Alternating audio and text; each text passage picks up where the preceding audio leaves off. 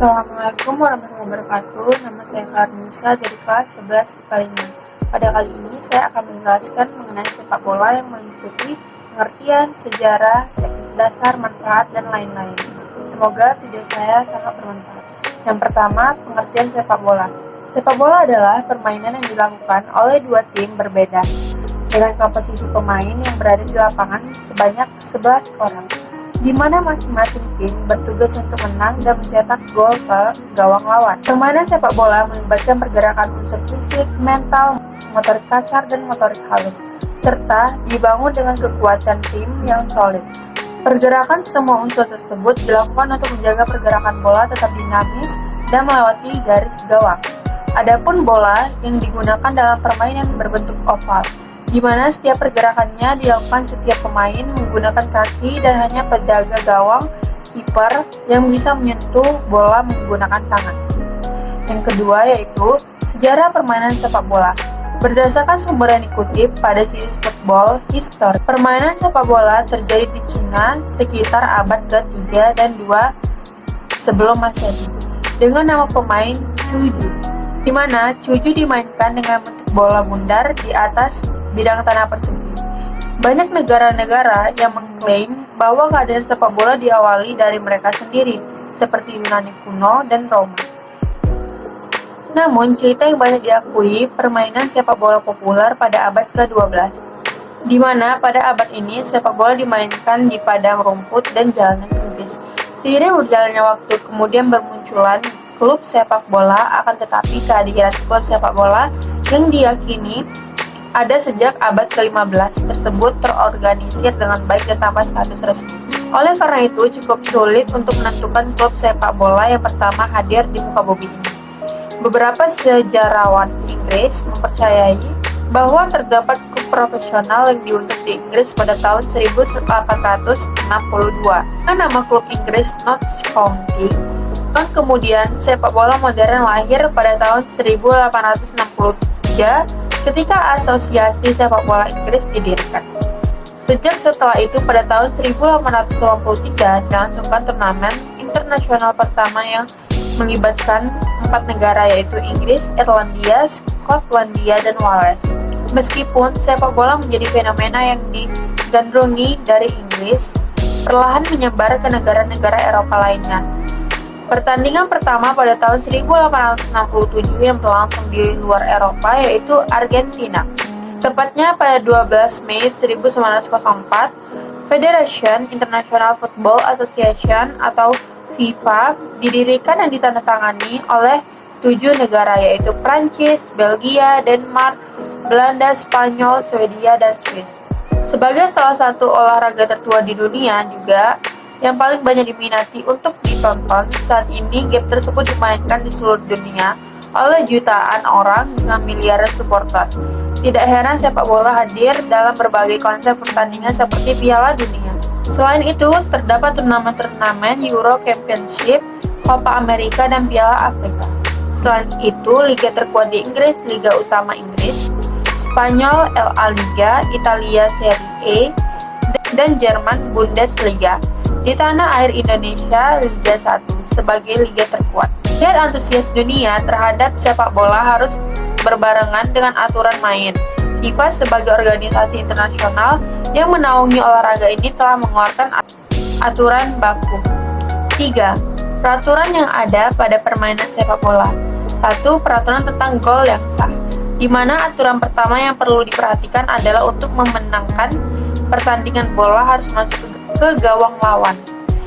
Yang kedua, peraturan tentang waktu permainan. Aturan umum yang perlu diperhatikan adalah waktu yang berlaku selama pertandingan adalah selama 90 menit. Selama pertandingan akan dibagi menjadi 2 bagian.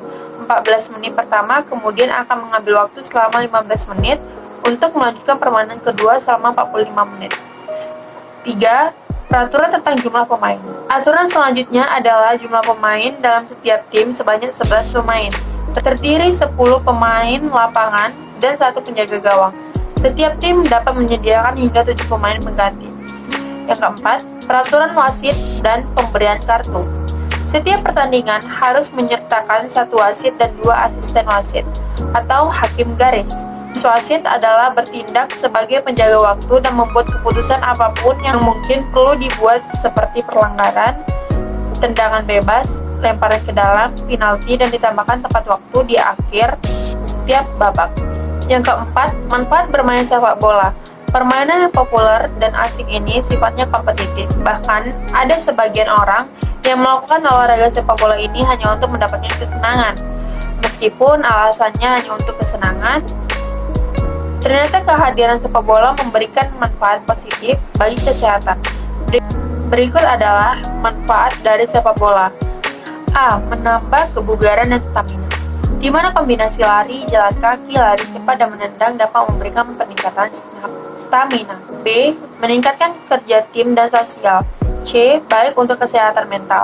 D. Baik untuk kognisi. E. Membantu problem solving anak. 5. Ukuran lapangan sepak bola. Lapangan harus terbuat dari rumput buatan atau alami, di mana semua wilayah di dalam garis putih pada lapangan adalah arena pertandingan. Sebetulnya, aturan lapangan sepak bola ada dalam Law of the Game atau LOTG. Lebih tepatnya di pasal 1, lapangan sepak bola boleh berbentuk persegi dan memiliki 4 sisi di antaranya, sisi kanan dan kiri yang disebut sebagai garis lapangan. Sedangkan di sisi lain, yaitu lebar lapangan, disebut sebagai garis gawang. Ukuran lapangan diperbolehkan bervariasi. Aturan FIFA menerapkan standar lapangan sepak bola internasional adalah panjangnya 100-110 meter, sementara lebarnya 64-75 meter. Adapun lingkar tengah memiliki radius 9,15 meter. Sedangkan ukuran kotak penalti adalah 40,3 dikali 16,5 meter. Di dalam lapangan terdapat 2 gawang yang dijaga oleh masing-masing kiper, di mana gawang itu sendiri terdiri dari bingkai berukuran tinggi 8 kaki dan lebar 8 meter. 6. Teknik dasar permainan sepak bola. Berikut adalah teknik-teknik sederhana yang perlu dikuasai sebelum melakukan permainan. Yang pertama, teknik dasar mengoper bola atau passing. Dan itu ada bagiannya, yaitu inside of the foot or push pass.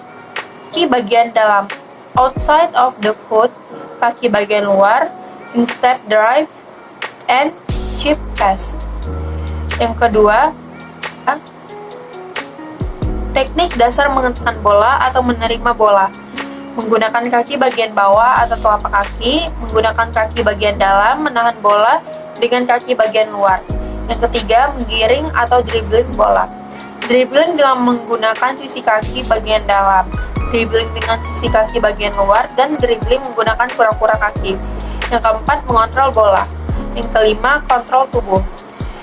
Yang ketujuh, tokoh terkenal. Sepanjang sejarah permainan sepak bola, telah banyak melahirkan tokoh-tokoh berjasa untuk klub dan negaranya. Keberadaan tokoh sepak bola ini tidak lain adalah berkat kegigihan selama menjadi atlet, tertib dalam latihan, dan menjunjung tinggi sportivitas.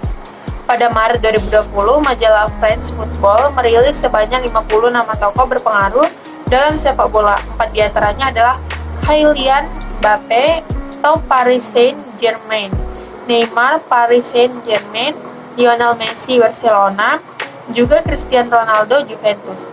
Cristiano Ronaldo sebagai tokoh dan pemain sepak bola akan menjadi legendaris di masa yang akan datang.